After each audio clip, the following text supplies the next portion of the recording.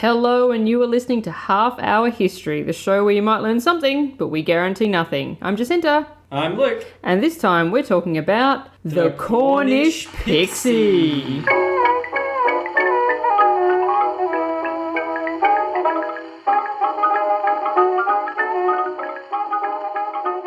You know, I do no research in advance on these, so please tell me that we are talking about Abbie Cornish with a pixie do. Sadly not. But you probably can put that as, if you can find a picture of Abbie Cornish with a pixie haircut, that can be the image. Oh, that would be the image. For the podcast this week. And everyone will go, who is that woman? Is Abbie Cornish famous outside of Australia? Yeah. Is she? What's she been in? The movie we just watched. The one with the geostorm. Oh, yeah, okay. Yeah. Yeah, okay. I'd forgotten about her involvement in that. So is she. But we are not talking about beloved Australian actress Abbie Cornish this week, nor are we talking about Cornish pasties. It is Cornish Pixies this week. I like a Cornish pasty. Haven't had one for a long time.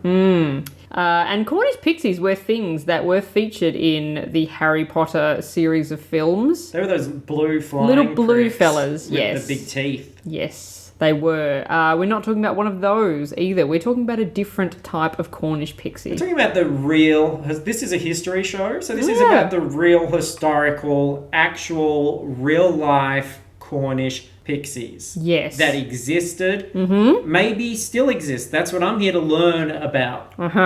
Yes. And I had never, ever heard this story before until I stumbled across it on a history blog / Facebook page called, wait for it, The Dusty Box. Oh, crikey. Yeah, there's a lot of great content in the Dusty Box, and I would recommend anyone who enjoys this episode to check out the Dusty Box. I'm willing to brush it off and give it a go. Yeah, for sure. So we are hitting up the story of the Cornish Pixie for our last episode of the year. This one is, so hopefully it's a good one. We make no promises. I love this absolutely casual style to which you approach your own flagship podcast here. Oh, look, it's fuck like, it. It's not even December. You're like, we'll do this, then we're having a break. Yes. We're going to have our Christmas and our mince pies and everything. Yeah. And hopefully it's good, and if it's not, up your bum. Yes, exactly. Stick it in your Dusty Box. Exactly. I mean, we'll probably come back next year, but we might not. Who knows? Playing it fast and loose. Keeping everybody guessing. Surely we will, because this is such a beloved show. Actually, this show does well on YouTube, which is crazy. I hope people are using it for their assignments. Oh, yeah. Because... Yeah, I hope there's a lot of young WA children doing their Batavia assignments. Talking about how the shipwreck occurred because Lucretia was bad luck. Yes, writing all those nicknames we gave them. Yeah, corn dog. Yeah, talking about Mary Queen of Tech and the hidden Robocop gun in her thigh. Yes. Yeah. And about how Prince... not Philip... No, Queen Victoria's husband allegedly had a pierced dick. Prince Albert, that's the one. Yeah. Obviously. We got a comment on YouTube on the Mary Queen of Tech. I got the notification. I had a look for it. I think Ian might have deleted it. Oh, okay. Ian does all our wonderful YouTube work, so thanks to Ian. But it said something like, fucking stupid, so fucking stupid.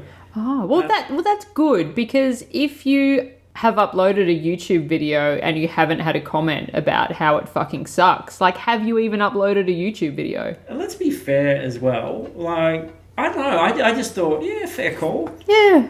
Yeah, I'll cop to that. The Batavia's got 3 dislikes. Oh, okay. It's just people...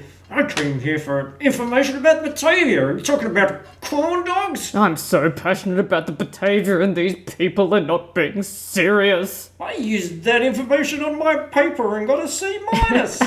You'll share that with me. Yeah. Anyway, Cornish Pixies. That's what I'm here for. Pixie. I want to hear about these pixie fellows. Right. So, Our story begins off the southwest coast of England on the night of January the 5th, 1905. A total dickhead of a storm was lashing the coast, and people on the shore could see out in the ocean that there was a ship struggling in the waves. Eventually they lost sight of the ship, but when they returned in the morning to the beach, there was bits of smashed up ship all over the place, and they began diligently looting the wreck like any normal person would. In amongst the flotsam and jetsam, they found a tiny man called Dick Trelawney tied to a piece of timber. Okay, hang on. All right. Dick Trelawney, tied to a bit of flotsam and or jetsam. You say a tiny man. Tiny man. Now, are we talking like, Danny DeVito? Or are we talking like 6 inches? It's almost as if perhaps in the next paragraph of what I'm about to read out might give you that information. Because Mike TV. Yes. You know Mike TV from Willy Wonka? I am familiar with Mike TV. You'd see him as he sort of wandered into your chocolate factory. Mm-hmm. And you'd be like, oh, hey, how you going, tiny man? Mm. But then later, he becomes a real tiny man. Yep. And then you're like, oh, I've got to reassess what I thought about tiny men. All right, you can continue. Cool, thanks. So the fishermen rescued him, but because people associated with boats are superstitious idiots, they decided that a tiny man washing up on a beach was a bad omen, and that he was a devil sent to curse them. So he was sent to live with a local old lady, which is where a guy called Captain Jack Neville came across him. And then wiped it off and apologised. Absolutely. Now, it's important that the little Cornish pixie gave his consent for that to happen. You still haven't answered my question about the tininess, though. You said that was coming up. That was all one paragraph, dude. That was one section of information that you interrupted me in the middle of. So, all right, are you ready? Are you ready for your info? Oh, look, you're spinning a yarn that I'm finding quite compelling. Yes. I'm all twisted up in this narrative.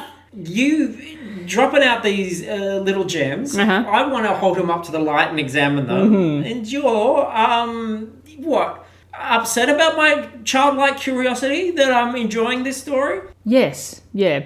Captain Jack was fascinated with the wee bugger and said that he recognised the importance of this little mite from a scientific and physiological standpoint. Now, look, I'm sorry. It's just bad storytelling, because if this was a movie, we would have seen the little man by now, wouldn't we? We would have seen him. We'd already know his height, but he's gone to They might have put him in a sack. Like, they might have put a blanket over him, and then you wouldn't have seen him. But there's like 4 people have interacted with this thing, and we don't know what the thing is. Because it's a mystery. It is a mystery. So little Dick was checked over by some doctors who decided that he was anywhere up to about 70 years old, weighed about 4 kilos, and was about 65 centimetres tall. Are you fucking happy? Okay, 65 centimetres tall. So the size of like a small toddler, maybe. So like 2 rulers. Yeah. He's not even a metre though. No, he's just over half a metre.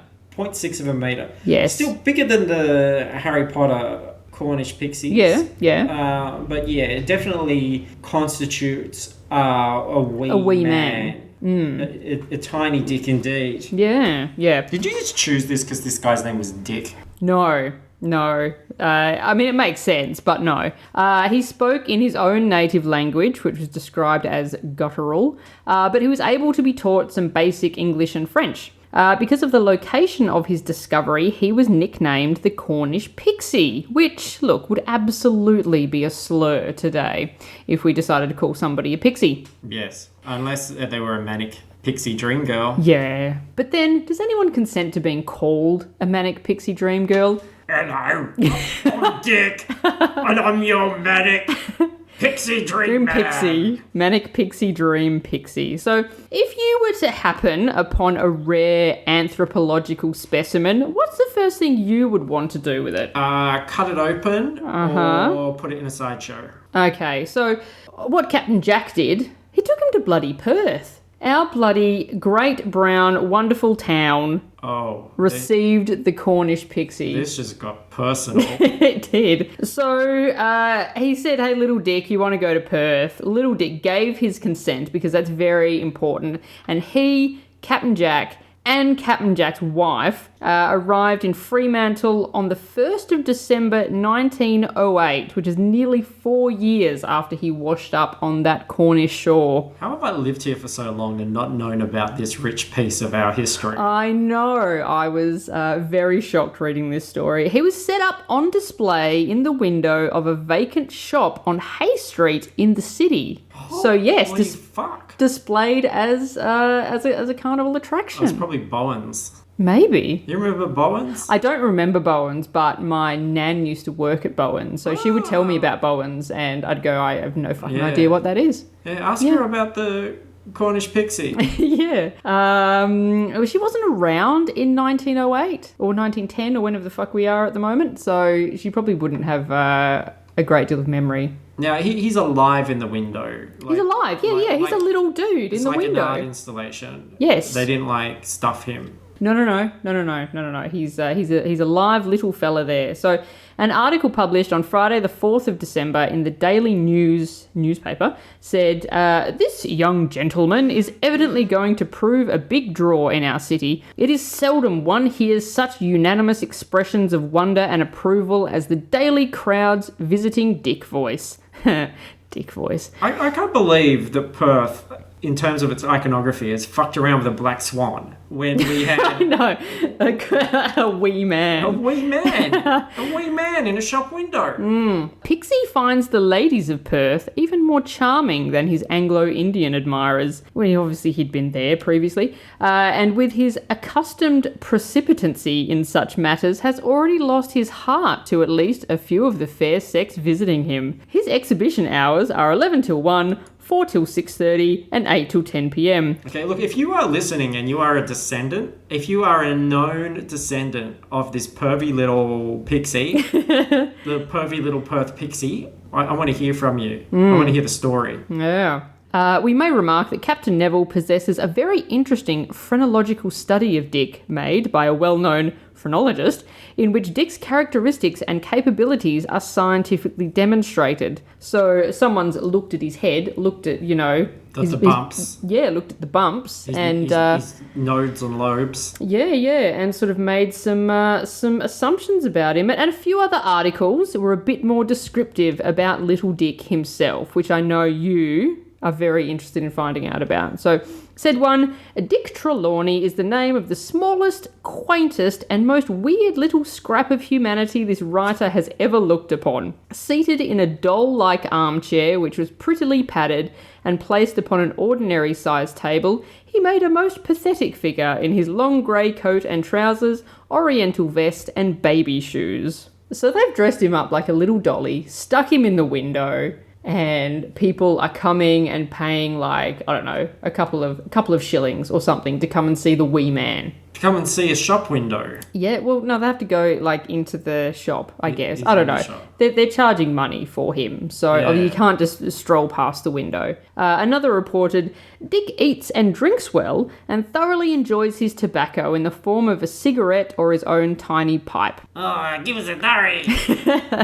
He looks fairly young when in his customary good humour, but seems a veritable antiquity when he frowns or when he is annoyed. He is said to resemble no race now known to exist. Professor P. Dakeson of Boone University, in a lecture in Berlin, claimed this pixie as a survivor of a race of dwarf men who lived in the north of Europe some thousands of years ago, while other authorities, with apparent better reason, believe him to come from a race thought to be extinct that once lived in central Mexico. Oompa Loompa. How interesting! And look, if we know one thing about people from Perth is that they go fucking mad for something new. Like, if they're going to line up for donuts or Aldi, you best believe they're going to lose their fucking minds over a tiny man sitting on a chair in a window. Or brunch.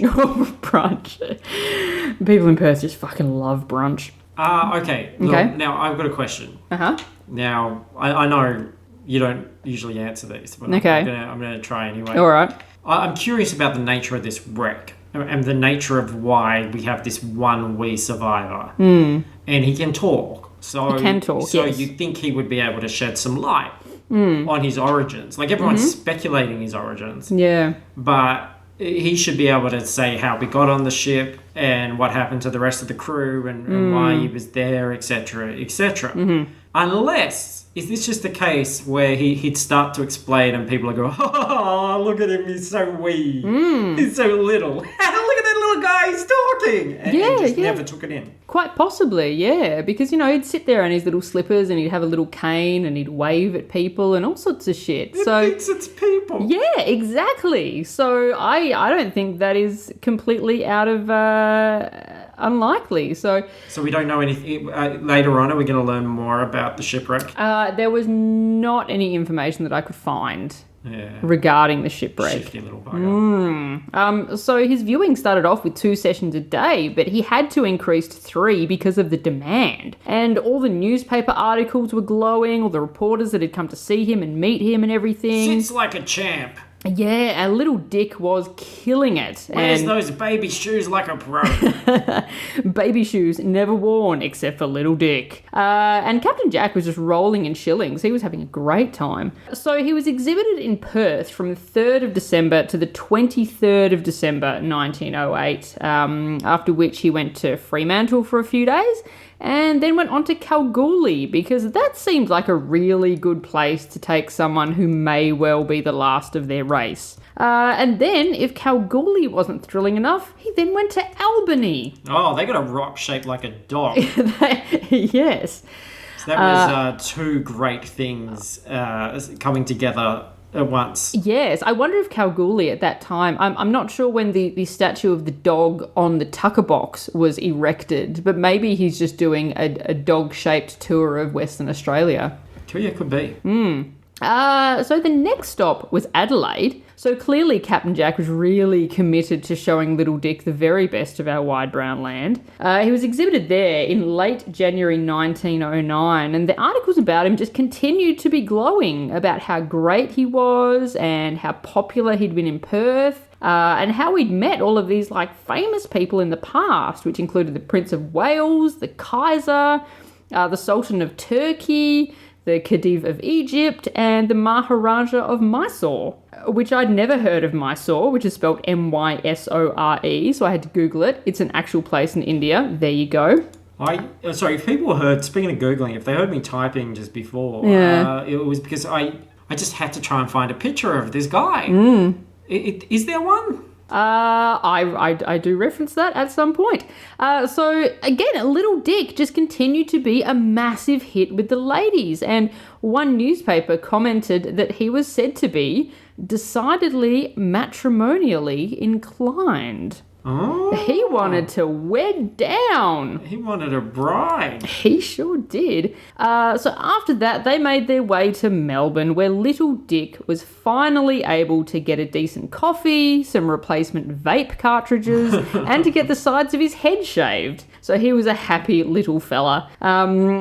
At this point, it was where a few differences started showing up in articles written about him. Like where in Adelaide, he was said to be matrimonially inclined. In Melbourne, he was said to be a firm believer in platonic friendships with the opposite sex. So maybe just the women in Melbourne were bush pigs and he just wanted to let them down gently. He just didn't want to hurt their feelings. I think Adelaide is the city of churches that gets you thinking about marriage, yeah. Whereas Melbourne, as you said, a bit more of a hipster haven. Yeah. A lot more sort of free thinking. Do we have to get married? Do we have to? Yeah, maybe we could just be friends. Yeah. Like who needs the shackles of religious ties? In Melbourne, there are laundromats where you can get a tan while you wait. Wow. Fake tan. Yeah. Great. Magic. And he had mostly spoken his own language in Perth and Adelaide with a few words of English and French here and there, but in Melbourne... I forgot. That's why I couldn't tell about the shipwreck. Yeah.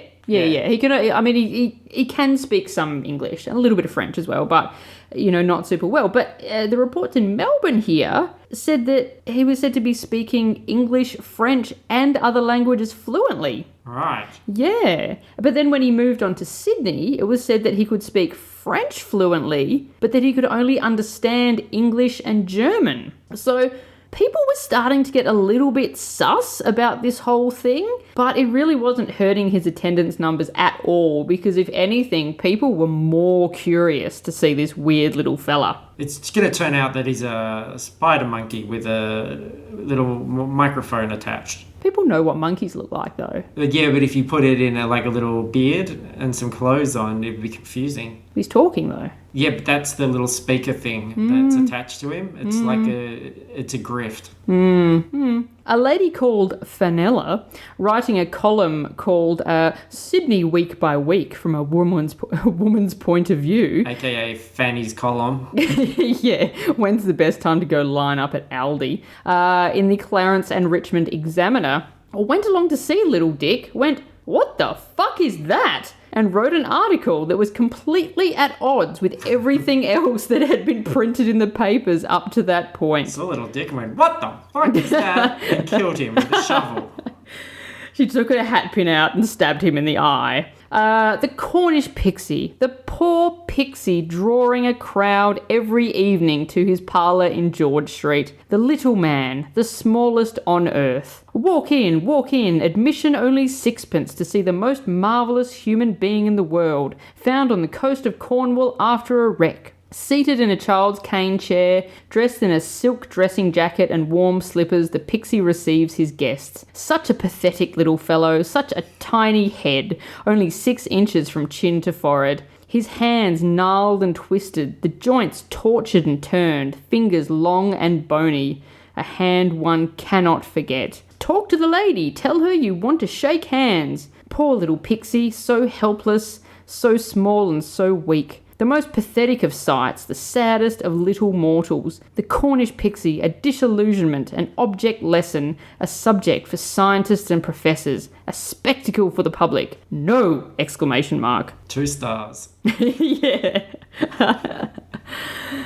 In late July 1909, after Little Dick had been on the road for 8 months and a bunch of people had seen him, a newspaper came out and said, guys, I hate to break it to you, but we're pretty sure that Little Dick is actually just a shaved monkey. What? Fucking picked it! So they said that Little Dick had been taught a few tricks and that his voice was provided by a ventriloquist. That's what I fucking said! They also said in the article that Little Dick had died, but when in fact he was alive and well touring in North Queensland. So while it was reasonable to be suspicious of all of their claims, people just went nuts over the idea that Little Dick was a little chimp, and the story spread like wildfire. I can't believe that. I guess that. Yeah. Yeah. I mean, it seems obvious now, doesn't it? After all of that, you go, well, it's a monkey. And you go, well, of course it was a fucking monkey. Yeah. But up to that point, it was a hard nut to crack. I had the exact same reaction reading this story for the first time. Yeah. I was like, what the? Oh, of course it was a monkey. It was a grift. Yeah, absolutely it was a grift. Because why the fuck would you come to Perth? Yeah. You know? If you're in Cornwall, Europe is right there, dude. Yeah. You know? Go there. So Captain Jack obviously set out very quickly to squash these claims, but honestly the controversy made Little Dick even more popular because people were just as keen to see a monkey in clothes as they were to see a little tiny man in clothes. So no matter what the truth actually was, it was a win-win for the public either way. I guess that's why they kept him in the window. Because he would have smelled terrible. There were newspaper reports that people were allowed to come in and pick him up and shake his hand and they were touching him and doing stuff with him. But no one had realised up to this point. Zoos existed then. People had seen monkeys. He was throwing shit at them and yeah. He was jerking off. Yeah, absolutely. The rumours of his death still persisted though, even though he was very much alive and people were seeing him. He was supposed to have died somewhere in New South Wales, and when the local magistrate demanded to view the body, he confirmed that it was definitely a monkey whose face and paws had been shaved and enamelled. Now I looked up... enamelled? Yeah, I looked up the context of what that could have possibly bin and I just could not find anything. So I don't know whether they mean that it had had makeup put on it or it had just had like its nails painted or something like that. But I could not find context for what they meant by that. Crazy. Yeah, so he continued touring around Australia for the rest of the year, though not staying in any one place for very long. And then he went to New Zealand in January 1910, and the Kiwis weren't as easily fooled as their stupid Australian cousins, and they were like, "Bro, what the fuck is that?" A guy wrote into the Dominion newspaper and said, "Although supposed to speak more than one language, I never heard the Pixie do so.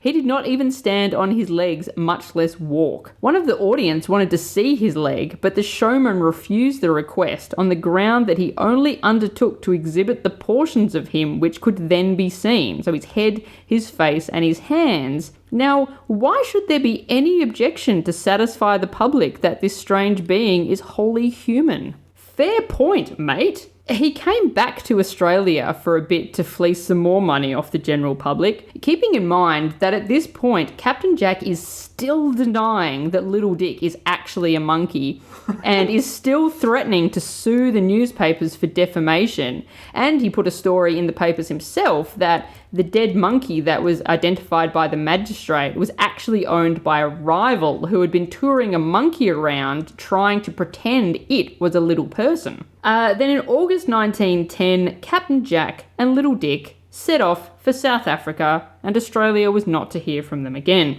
So there was no news about Captain Jack and Little Dick for months and months and months until March 1911, when a brief announcement was printed in New Zealand's Evening Post. The Cornish Pixie died in Calcutta on the 8th of February. He contracted a severe cold and died of acute nephritis. So the Cornish Pixie story was over. No more tours, no more glowing newspaper articles, nada. It was done. I'm so speechless about this turn. It's crazy. Like, I just want to read up on this now. Yeah. Many years later, a guy called R.R. Thorne claimed to have known Captain Jack and knew all about his Little Dick ruse, giving this gnarly account of what had gone on. A human monster had subjected the little monkey to fearful tortures over a long period. Almost all its teeth had been extracted. Its face and head had been mutilated, carved, stitched, and distorted.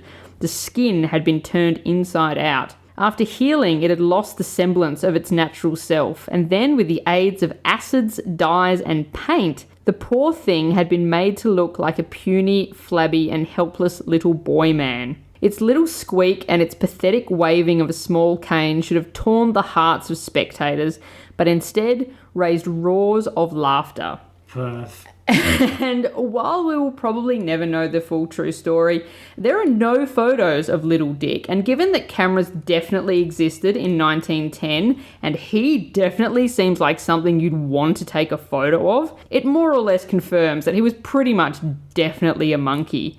But then did Captain Jack have a few monkeys on the go? Was the one that died in New South Wales actually one of his? And was there ever a dead monkey at all? Who the fuck knows? A mystery wrapped in an enigma is the story of the Cornish Pixie. Holy shit. So, I guess, like, if you had, I mean, I don't want to laugh about this awful thing that has happened to this, because that's a bit dark at the end. It is a bit dark, yeah. Like this idea of cutting up and stitching and doing cosmetic surgery on a monkey to make it look more human. I imagine if you had done something like that, you wouldn't want people to take photos of it or for it to be... because I guess that's the thing, you're dealing with this bunch of like bumfuck yokels in early 1900s Perth that don't know what a fucking monkey looks like apparently. And you don't want this like picture to be published and then people will go, well, look at that, it's clearly a monkey that just had its face stitched up. Yeah. So I guess you just created very controlled meet and greet scenarios, which I guess is probably not out of the ordinary in the sense that, there'd be plenty of travelling freak show kind of things. The whole thing is protecting the fact that they don't want it photographed or, you have to pay to see it. Yeah, and I think it really illustrates the sort of how, like, fake news can spread, because all these people, they saw this fucking monkey, but because everybody else around it was saying, well, this is a little man and look, he's speaking French and he's waving a cane, they all went, even though they saw it with their own eyes, they would go and tell their friends, oh, I saw the little man, and then their friends would go and go, oh, the little man, he was great, my friend saw it. This news is spreading, and there was rumours that some of the newspaper articles prior to Lady Fanny and her woman column, that Captain Jack had either provided text to the newspaper himself or had befriended a lot of the reporters to get them to write nicer things, and so he's influencing the media to, you know, fuel this fire of people's curiosity about little Dick Trelawney. The Emperor has no clothes.